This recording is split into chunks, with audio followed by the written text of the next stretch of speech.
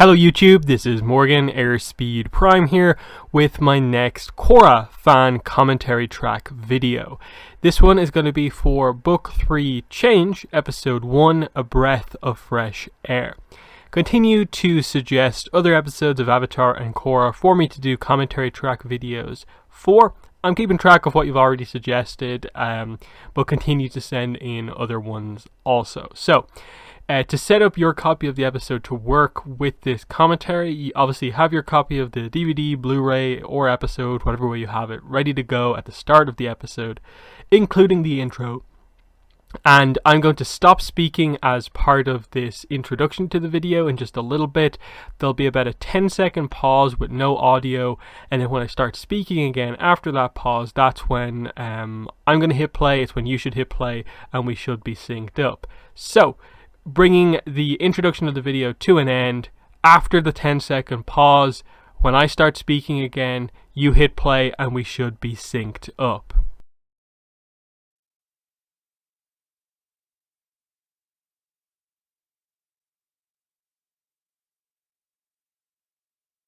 Okay, so here we are with K301, A Breath of Fresh Air, the opener for Book 3 Change. I have this rated at, I think it's number 22 on my list of 52, so it's kind of still towards the top, and it's definitely one of my highest rated Book 3 episodes. I just think it starts on a very, very good note and sets up a lot of very, very good stuff. Like, obviously, in my opinion, it's a lot of the kind of stuff when we get more into like the Red Lotus and their main plot, where Book 3 I think goes astray. But in these early sections where we're dealing more heavily with the, there's more airbenders. Like, it's so interesting that a lot of the subplots in Book 3 end up being the highlights for me over the Red Lotus stuff. But early on, when the Red Lotus have lots and lots of potential, the Zahir scene in this episode at the end is very, very good. But I think it's such a great way to start off, of just teasing you that like harmonic convergence was a thing. Korra in her speech says that she sensed, a change with the way that a change in the world with what the energy did, and here we're seeing that happen.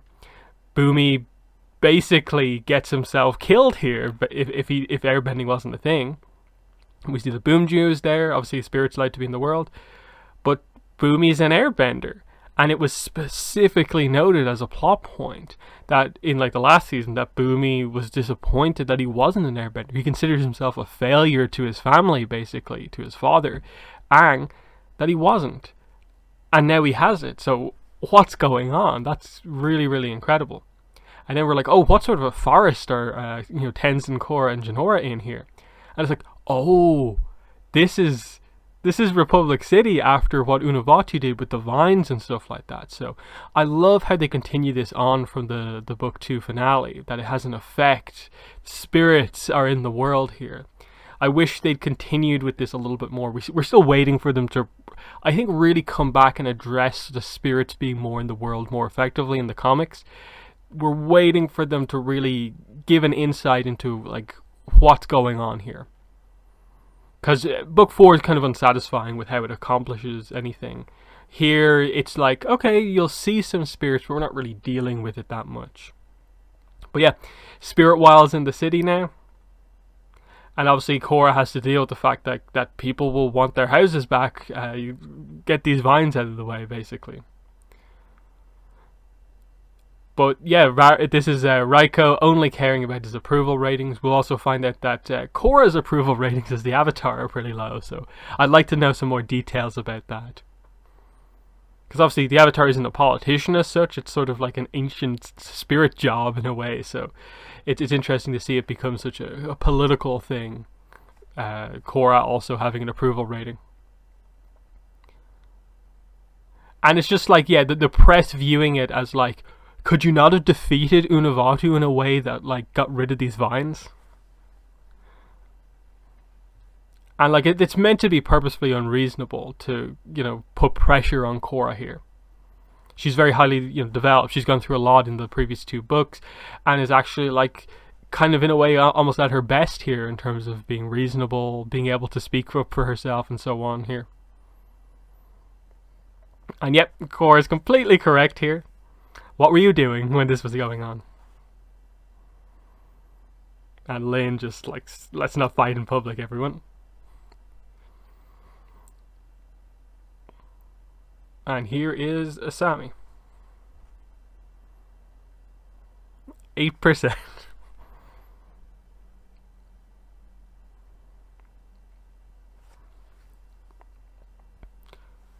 And Korra being very harsh on herself there. Like, really? Like, just get rid of a whole spirit vine forest like that? And yeah, this is the whole thing of like, he's an airbender now, but can he prove it? Can he actually do it again? Or what's going on? Because at this point, we don't know that it's affected multiple people. This is a completely unique thing. We think it might just be character specific. And of course, this builds into the whole idea of like, yeah, Bumi tells to tell some tall tales, and Tenzin doesn't really believe him. But of course, yeah, it doesn't happen right when he needs it. I was worried they were going to make this too much of a plot point of just like, let's not trust Bumi, and then, you know, there's a bit of drama. But thankfully, they don't spend too long on it. It basically gets resolved quite shortly up here. But yeah, it's cool to see everyone kind of just eating together here. Bolin. There's Kaya as well.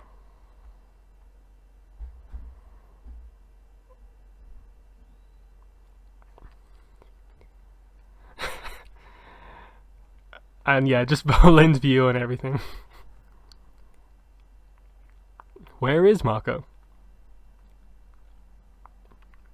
And yeah, Mako is, of course, as we know, a police officer at this point, but he's focusing on things over there. Because he's staying away from the girls.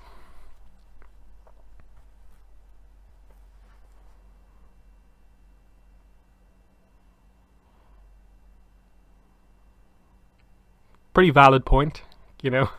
Kill me, Bolin. I love Tenzin there with his head in his hands. And then, yeah, Milo gets straight down to it. Flings a plate at him. And yeah, Bumi can airbend. Hugely shocking moment for everyone. Look at Milo's face there. Look at Iki's face. Rohan just like, what's going on? Am I an airbender? And yeah, I like the reference to Katara there. Because I suppose for Katara, that would actually be a pretty interesting like reveal of like, oh, wow, like, you're an airbender too. I wish we got that scene of him telling her. But here is Mako. And yeah, this is Mako getting reports from other people that they also have airbending too. And all of a sudden we're seeing that this is more than just a handful of isolated incidents. This is caused by harmonic convergence, kind of randomly across the world. People from completely different nations with seemingly no connection to the air nomads are now airbenders. It's not just young people, it's, you know, older characters like Bumi, like, you know, as we see, but there's also teenagers and other characters as well, younger characters like Kai as we meet. So it is seemingly completely random, and it sort of makes sense. Harmonic convergence. How do you bring harmony back to the world in an energy sense, and that is make up for the fact that not many people have airbending. So there's something fitting to it, to try and bring an evenness back to the spread of benders in the world. But yeah, this is DAW here, D-A-W. And like, this is this thing of like, with kids, it seems like, you know, there's obviously some danger to kids being benders, but there's a level of control that develops as they grow up with it. Here, you can see the danger of like an adult suddenly getting these abilities and like not really knowing what to do with them. Having a certain level of control, but not enough. And then Kaya with the auras.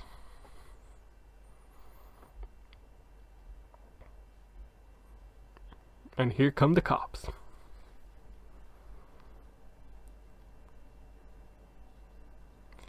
And yep, this is where it all comes connected together. And for Tenzin, this is a huge moment. Like, just finding out that his brother's an airbender is big enough. But now, more people in the city are becoming airbenders. and I love the scene that we get to in just a bit. It's such an emotional time for Tenzin here. Not having to sort of just be him and the kids as being the people keeping airbending going.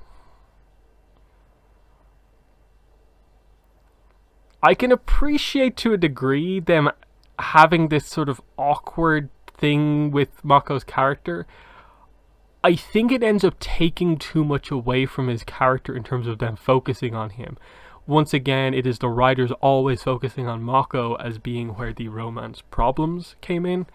And then, like, almost in a way conveniently, Asami and Korra have no issues whatsoever with each other, but Mako happens to basically be written to blame it all on himself.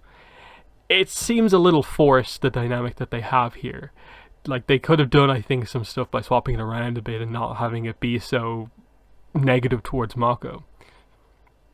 Because while, yes, you accomplish something that you haven't really done in previous books, that being that basically prior to this season, Korra and Asami have, like count on one hand, like, notable scenes together. And even then, it's mainly just that one scene from the aftermath, really.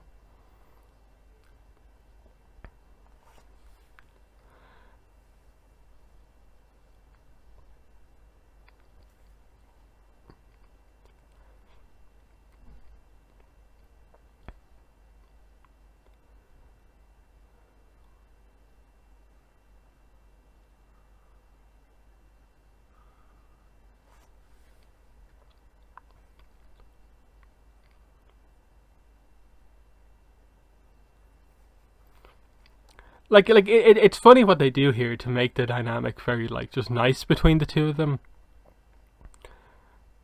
It just does get in the way of Mako, in that book 3 and 4 are this clear-cut difference with Mako from being treated as one of the main characters of Team Avatar to suddenly he'll get a couple of important moments, but for the most part is more background, in that Bolin ends up sort of standing out more in these later seasons than Mako does. And that's why Mako is really, really in need of a good run in one of the comics. Like, the writers, like, owe it to the character, I feel, for what they did to him. Especially with the borderline character assassination that they attempted to pull in Remembrances, which I talked about relatively recently. And then, like, as well as that, like, in Turf Wars, they kind of did the same type of dynamic here of just like, oh no, Mako's like the only one who kind of is awkward around Korra and Asami being in a relationship. Thankfully, they saved it in the last book, and it was a pretty nice scene. And I like this, like the kids being sort of like, what does it mean that we're not the only airbenders anymore? And they're kind of excited about it, kind of concerned about it. It's a nice scene, though, that they're interested to see how other people react to having airbending. And yeah, you know, I like seeing Tenzin sort of tear up here of just like, he could see now the potential for, like, it's not going to take generations upon generations for the temples to be filled and the air nomads to come back. Like, there's now going to be a use for the temples. And the kids, you know, they're going to have to be important. And that's what he learns. It's not all on him. He will have to use the other kids, who are the closest things to other master airbenders in the world right now. So that's a great arc that we get to later on. Unfortunately, it's mostly confined to original airbenders, which is a good episode, but like it can't do it all. It can't do that whole plot on its own. And you can see, like, Korra has grown so much from, like, dealing with the media from book 1, where she struggled with it, and now she's just like, no, she knows to be sort of harsh with the media. Nope, I'm doing this, back away. Control over the Avatar state. Here's some spirit bending. What she learned from Unalaq, of course. And it makes sense.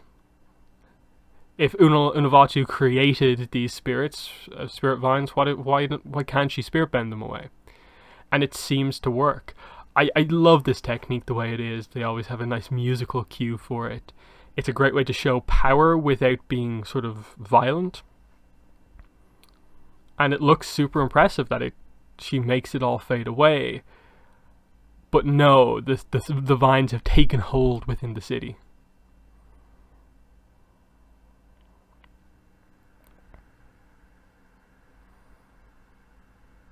Why are they asking Korra that about like the water system?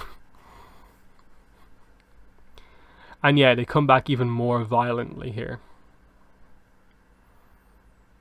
That this is a part of the city now. That is a permanent effect of Book 2. That Republic City is now part spirit focused. I like seeing Bolin jump into action there with Lin, double earthbending, pretty cool. And yeah, nice hero moment here for Korra evacuating the place. She has her own glider, that's nice to see. And very cool action sequence here. She just like saves the kid. Very physical sort of action sequence here. I love the kind of the combat roll here, and the debris falling. Very cool earthbending thing of just kind of dragging it down like that. Nice dynamic action sequence.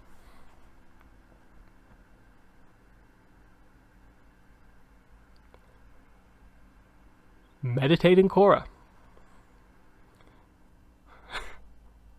And Tenzin knows her so well at this point.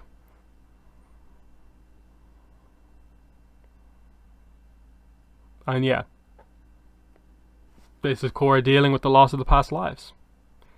She could use their advice in a transitioning world, but she's on her own. And Tenzin has to serve that role for her here.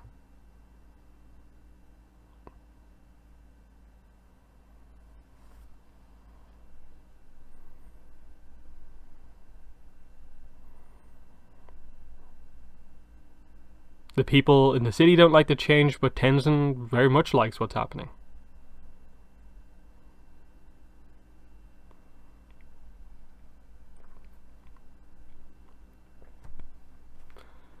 And it's good advice here. You're not ever going to have a 100% approval rating. But know that you've done something extremely important. The airbenders are closer to actually being properly back and stable.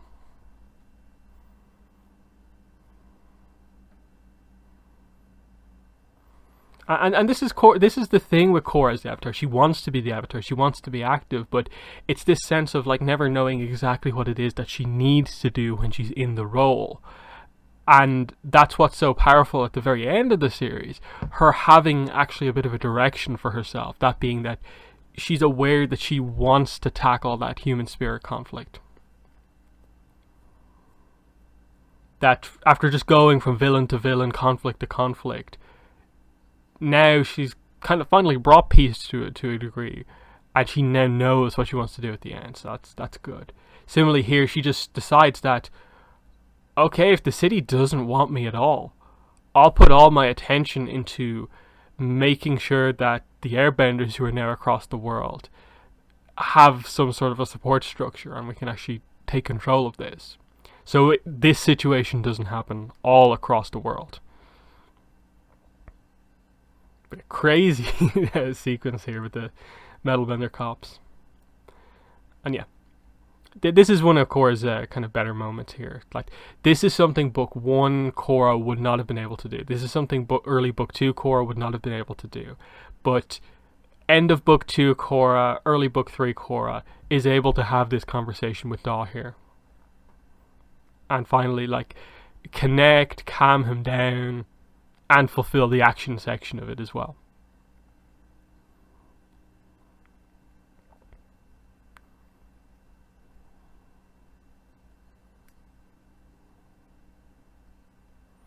And immediately there's this sense of straight away of like the people who are now airbenders, you immediately get the sense of like, this is just a guy living in the city.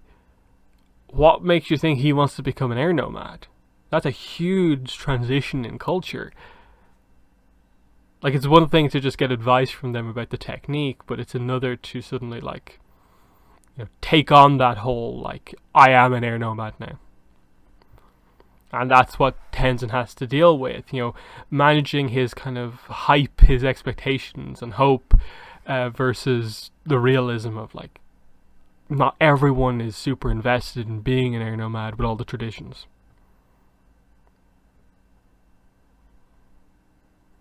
And then, of course, a little bit of toilet humor as usual.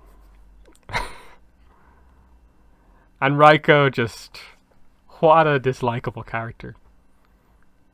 So happy when Zhu Li became president in the comics.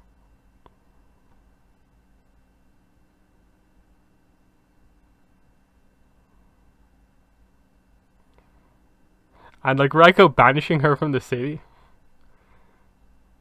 I wonder how the people actually felt about that.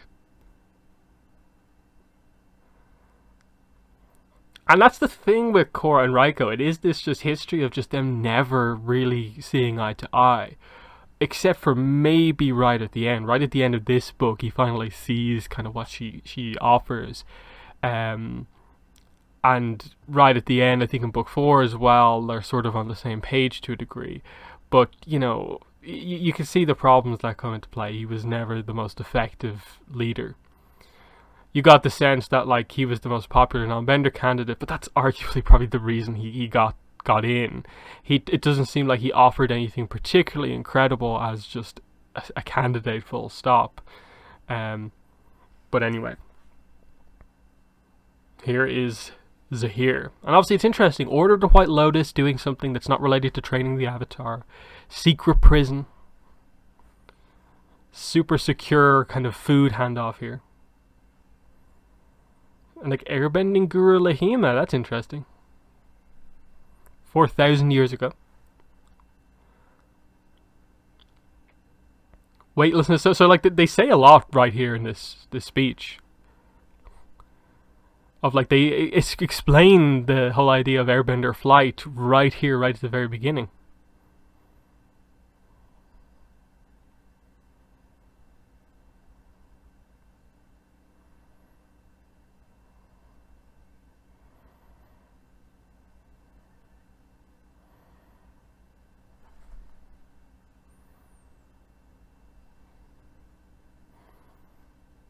And yeah, who would have thought that he would suddenly randomly get airbending, given what's happening here? And now all of a sudden the amount of power that he has will allow him to get out.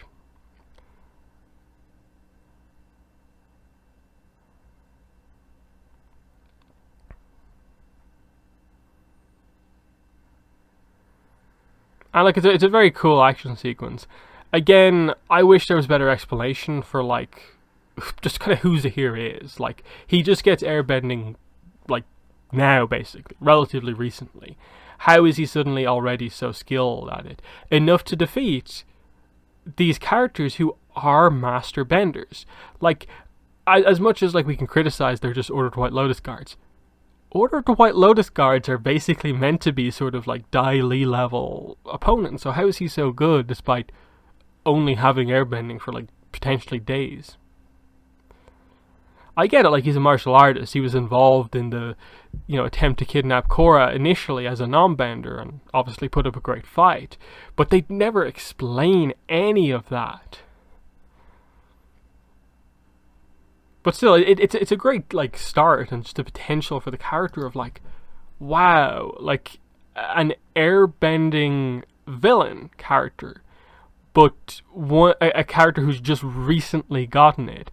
Why was he in prison before? Like, why is he so powerful? Why was he in prison by the White Lotus, despite not being a bender previously? Like, there's a lot of interesting stuff going on here. Plus the fact that, like, he knows about, like, old airbenders from the past and so on. It's very interesting what's stated here about, like weightlessness and that whole ability. But, it's a very good opener to the season, I think, of just immediately taking Korra completely away from the city, which I think is such an important thing to do. We've probably been there a little bit too much, and that's the main thing I think probably in the comics right now, is we definitely have a little bit of like Republic City fatigue. It's a cool place, but we don't need to be there for like every single arc, so getting to see the rest of the world is a very important thing. And so Korra making the decision to, at this point, have Korra go around the world to find the other airbenders is a great decision to have the show take on a more traveling approach of it's her, it's Tenzin, it's some of the other characters as well, and we're on the road. And that's definitely kind of what we needed to do at this point after the first two books were fairly rooted in Republic City or Republic City and Water Tribes type stuff. So yeah, that's my thoughts on A Breath of Fresh Air. Like I said, I think it is later on, once we get to the later episodes and they still haven't told you enough about the Red Lotus, and then you realize you're only getting so much, that's when the Red Lotus to me begin to fall apart a little bit in terms of fulfilling that potential. But early on, it's riveting, it's fascinating, and that's why I rate this episode very, very highly, above a lot of those episodes that I think a lot of fans would consider to be bigger, because I think it's more grounded here in terms of strong Korra character development here, of like continuing on that growth from the last book, the way they open up here being so referential to the last book and having what happened there explain what happens here, and big decisions like Bumi's a bender now, there are more benders out there, that has a huge effect on Tenzin and the kids and so on. It really to me works. The only maybe slight negative about other direction in the episode being that I've never really enjoyed the whole blame Mako for all the romance stuff and let's make his arc of being uncomfortable around people be just related to that inherently. It just, to me, has been every single season doubling down on Mako's at fault for that, and it just feels like a bit too simplistic for the character who is really, really interesting and fascinating if they would only, see the potential in him and actually give him the chance to shine that little bit more. Which, thankfully, the one thing that they keep consistent with Mako is that they always make sure to recognize that he is one of the most powerful benders on the team, and they always make sure to give him that power level that is required, that he's always really, really good in a fight. They could just utilize that a little bit more. It shouldn't be a case that personal with the other characters, he's just this awkward mess, and then he's really competent in action. There should be a mix of kind of both, I think. Awkwardness, yes, is ultimately a factor of his character, as we found out with the kind of police jokes and stuff like that, but just being this weird around the girls is kind of awkward. It's, as I said, the dynamic was just a little bit forced in how blatantly clear it is in the Korra and Asami scene that what they're doing here is like, aha, you think Korra and Asami would be the ones that sort of at odds with each other, because actually a lot of the drama was revolving around like each of them kind of in the relationship with Mako, but no, it's actually Mako with both of them that's the problem, and they actually get on perfectly fine. And it's like, okay, but like, especially like Korra and Mako, given like the connection that they're meant to have, can we not do something more than that? And I get they sort of get to a point of like Mako calming down eventually, and they have the scene, and I think it is the next episode where she invites him along. It's just frustrating that this character's potential was, in my mind, really not fulfilled for the most part, and it's frustrating what they're doing with him sort of right now, of like not really utilizing him that much, that until we actually see something more from him in like future content, it remains something you can look back quite heavily at the series and be like, what was up with the writing of Mako in the last seasons in general? But they're my thoughts on A Breath of Fresh Air. In the comments, let me know what your thoughts were on this episode, but that's been the video. Thanks for watching, and bye.